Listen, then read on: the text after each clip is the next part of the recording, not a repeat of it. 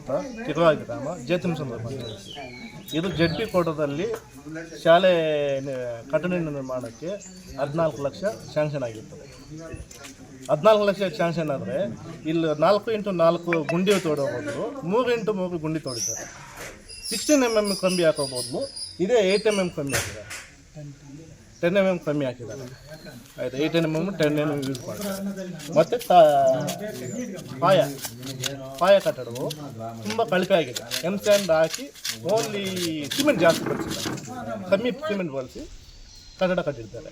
ಮತ್ತು ಗ್ರಾಮಸ್ಥರೆಲ್ಲ ಗಲಾಟೆ ಮಾಡಿದಾಗ ಅದೇ ಇದಕ್ಕೆ 2 ಅಡಿಗೆ ಮತ್ತೆ ಪಿಲ್ಲರ್ ಹಾಕಿದ್ದಾರೆ. ಮೇಲ್ಗಡೆ ಅಲ್ಲಿ 2 ಅಡಿ ಪಿಲ್ಲರ್ಗೆ ಪಾಯ ಬಂದ್ಬಿಟ್ಟು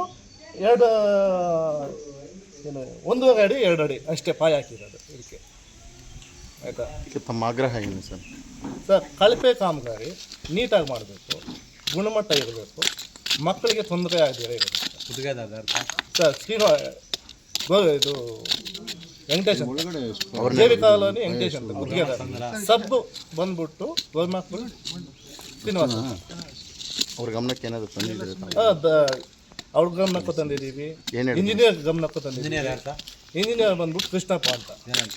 ಕೃಷ್ಣಪ್ಪ ಬಂದರು, ಮತ್ತೆ ಅದು ತೆಗೆದುಬಿಟ್ಟು ಹಾಕಿ ಅಂತ ಹೇಳಿದ್ರು. ಮತ್ತೆ ಇದು ಹೊಡಿಬೇಡ ಅಂತ ಹೇಳಿದ್ರು, ಆದರೂ ಹಾಕಿದ್ದಾರೆ. ಮತ್ತೆ ಅವ್ರು ಗುತ್ತಿಗೆದಾರಕ್ಕೆ ಏನೋ ಹೇಳಿದ್ರೆ ಕೃಷ್ಣಪ್ಪ ಸರ್ ಮಾಡಿ ಅಂದ್ರೆ ಅದಕ್ಕೆ ನಾವು ಮಾಡ್ತಾ ಇದ್ದೀವಿ.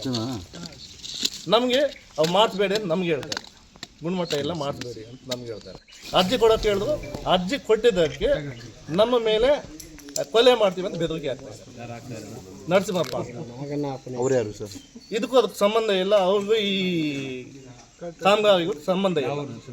ಇದೇ ಊರೇ.